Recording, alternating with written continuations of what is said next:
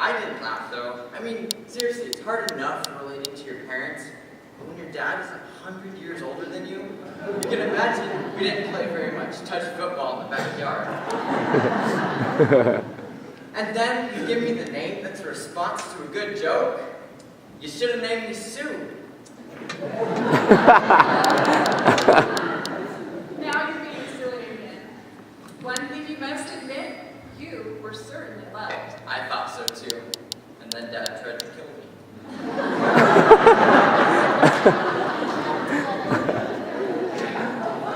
Why is it he didn't try to kill you? Stop joking about such important things. Alright. I know that God was leading us. And I trusted Father, and Father definitely trusted God. Now I'm an object lesson to be taught in Bible school to illustrate what it means to trust in God. I was so worried when you went away with your father. I just knew something important was happening. Before you returned, I nearly died from worry. Me too. But then you came back, and after that event, you were never the same. It's true. Now I'm considered one of the 3 patriarchs of the Old Testament. But as I was saying about names, I think it's important for people to understand why your name was changed, why God changed your name along the way. My name was originally Sarah. Do you know what that means? No? It means princess. I was always a little embarrassed to be called princess. But I know to Abram, that's what I was. He treasured me, and I him. Then came the miracle and the name change. His name, Abram, meant exalted father. Which was kind of a joke for like 87 years, because he wasn't any kind of father until Ishmael. Ishmael was not the son of promise, so God lengthened his name to Abraham. Which means father of many people, or many nations. And your name, after it was changed, means princess to many. I think it's important for people to understand the difference between myself and the other son of Abraham, Ishmael. We got a little impatient and thought while we could, Abram should secure an heir and fulfill God's promise.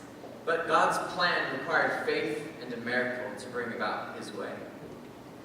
Ishmael was more of a mistake than a miracle. Your life was crowned by miracles. The way to the manger in Bethlehem ran through your life.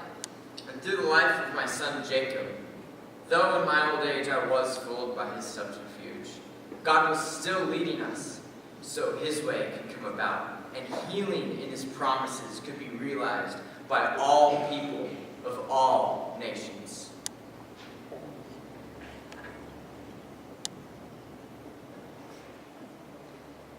Please review selector to number 3. It's time to meet Isaac's wife Rebecca and their son Jacob.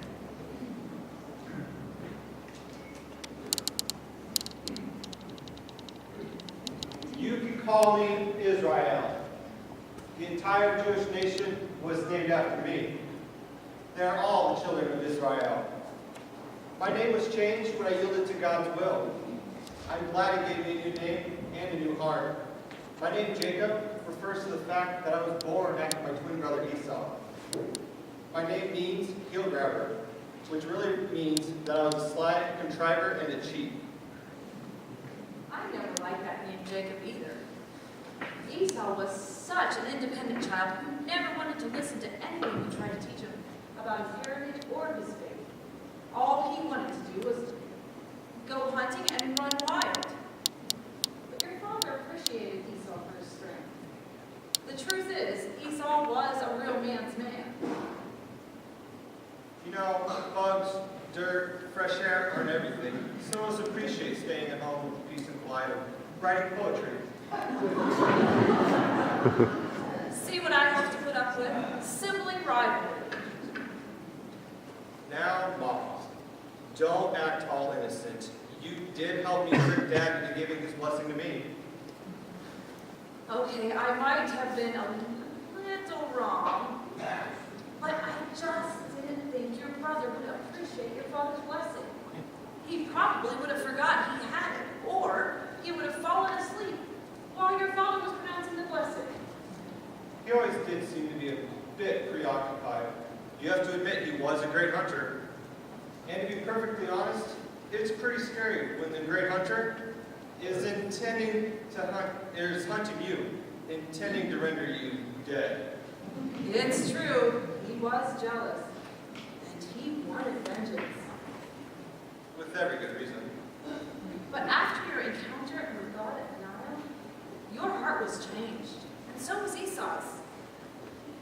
After that, your blessing came not from your earthly father, through trickery, but from your heavenly Father, through grace, through faith.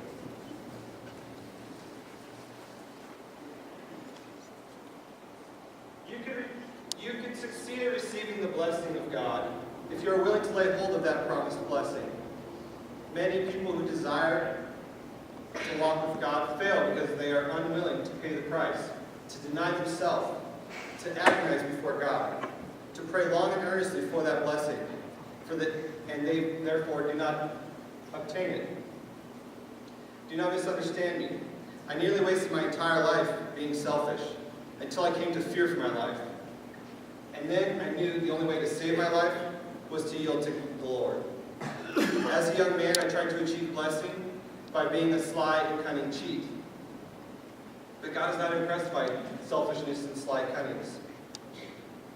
I learned from my father that faith that will live through the times of trouble must be exercised daily.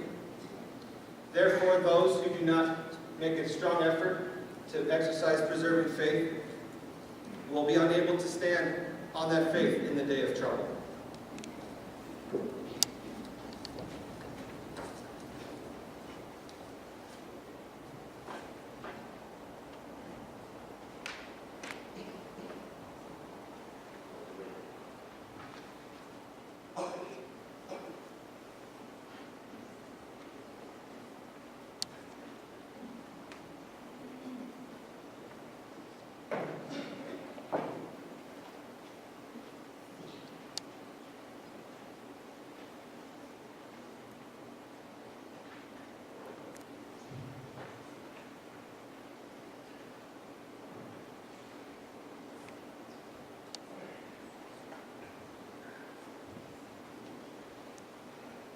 Well, that was amazing.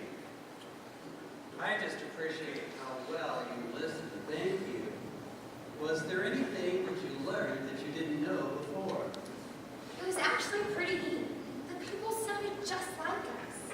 Yeah, Isaac was the bomb. I liked what he said about his name. Yeah, and how all their names were changed after they got serious about being God's winning. I'm impressed. You two really were listening. Did you notice how all of them were trying to encourage us to understand God's way and His will for our lives? I too learned much. Thank you for allowing me to visit this shrine with you. Are you now ready for the trip to Bethlehem? Yes, are you ready to take us? I am at your service, sir. Thank you. Wait, no. Nobody. Rock, paper, scissors.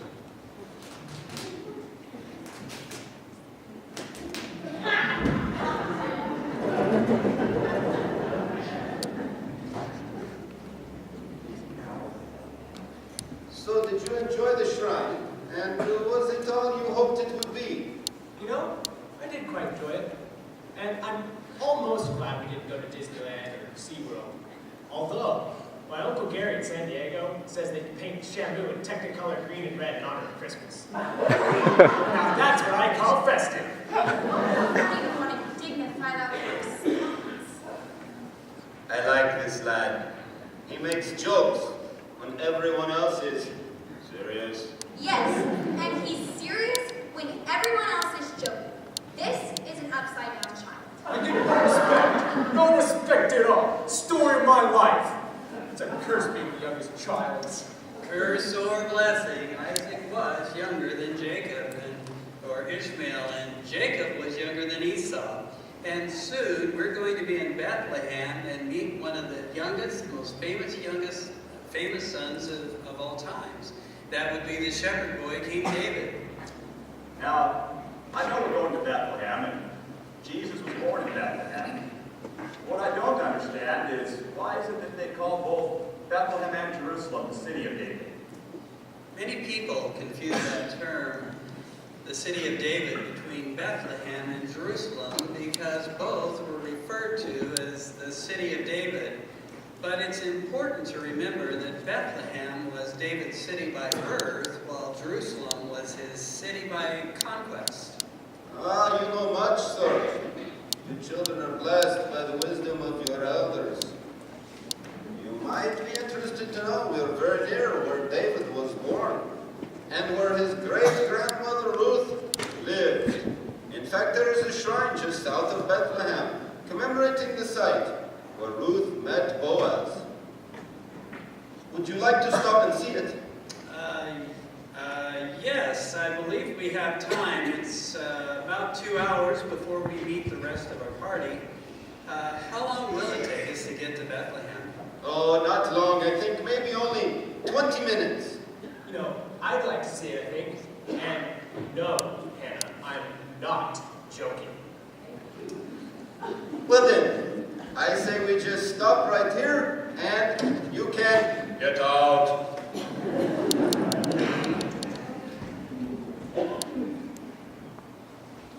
Oh, and Andrew, once again, there are translating devices to help you better understand about the history of our ancestors.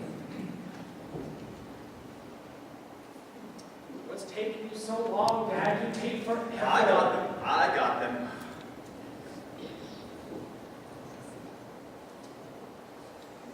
Hey, would you like me to get you one?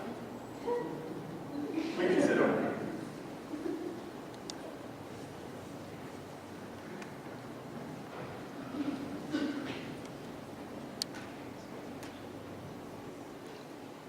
The story of Ruth is a love story from the time of the judges. Some believe that the great prophet Samuel was the first to write this story for all to know and love, though it was a well-known love story for a long time before Samuel.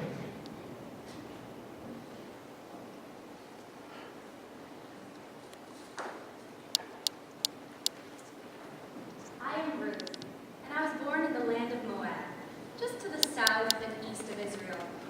I was poor and a foreigner when I first came to this land, but I learned to listen to the advice of an older, wiser woman, my mother-in-law, Naomi. In turn, I, Naomi, was rewarded with Ruth's unfaltering loyalty. The message of our story is one of courage and the truth that ingenuity triumphs over misfortune. I could have remained in Moab after my husband, Naomi's son Mahlon, died.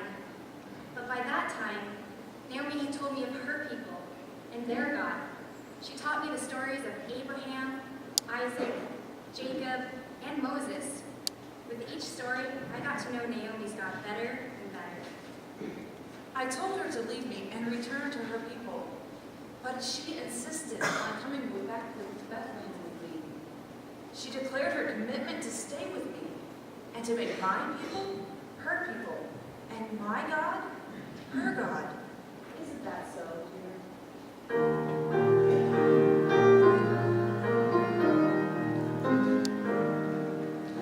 Whither thou goest, I will go.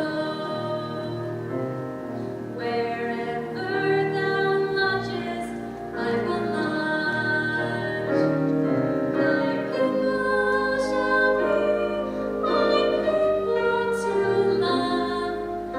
Whither thou goest, I will go. For as in that story long ago, that same sweet love story now is so. Thy people shall be my people to love. Whither thou goest, I will go. Thy people shall be my people to love. Whither thou goest, I will go.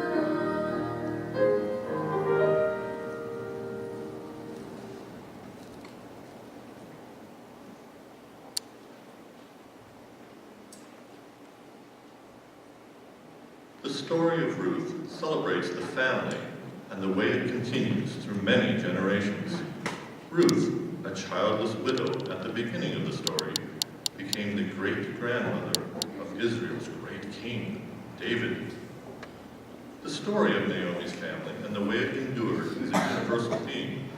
Even Ruth, a foreigner from the despised Moabites, moved God's plan toward fulfillment. In the family lineage of Jesus is this Gentile woman who exercised great faith in leaving her country and people to find her way to God's grace. The biblical King David of Israel was known for his diverse skills as both a warrior and a writer of songs. In his 40 years as ruler, between approximately 1010 and 970 BC, he united the people of Israel, led them to victory in battle, conquered land, and paved the way for his son, Solomon, to build the Holy Temple. I've heard the story of my great-grandmother Ruth all of the days of my life.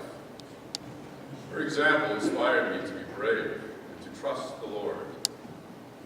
The giants that she overcame were much greater than anything that I ever faced. I also think my musical ability came from her, although the thoughts I expressed in the songs were from the Lord. I learned to follow the Lord's way and to always walk in his path by faith, like my ancestors, Abraham, Isaac, and Jacob. The Lord taught me throughout my life to ask the right questions and to always look to him for the answers to those questions. And there it was I found that he truly is my light and my salvation.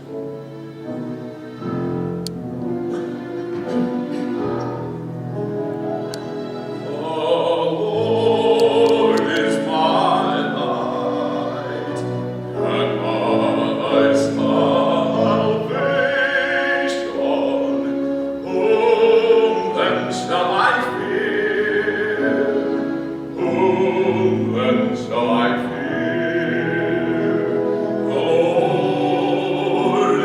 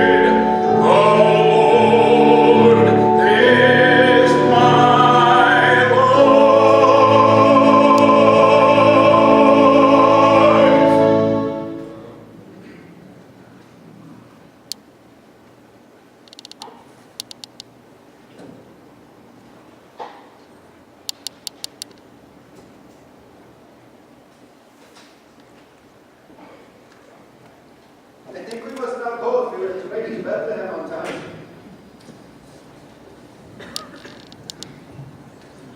I can win this time. Now, kids, no fighting. Remember what I said, Wild West, rock, paper, scissors.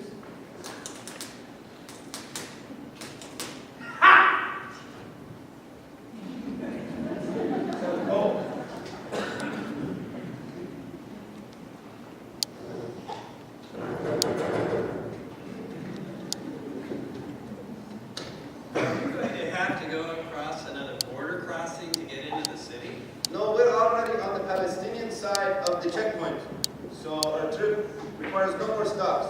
However, when you come back from Jerusalem, to Jerusalem, you must go through the Israeli checkpoint.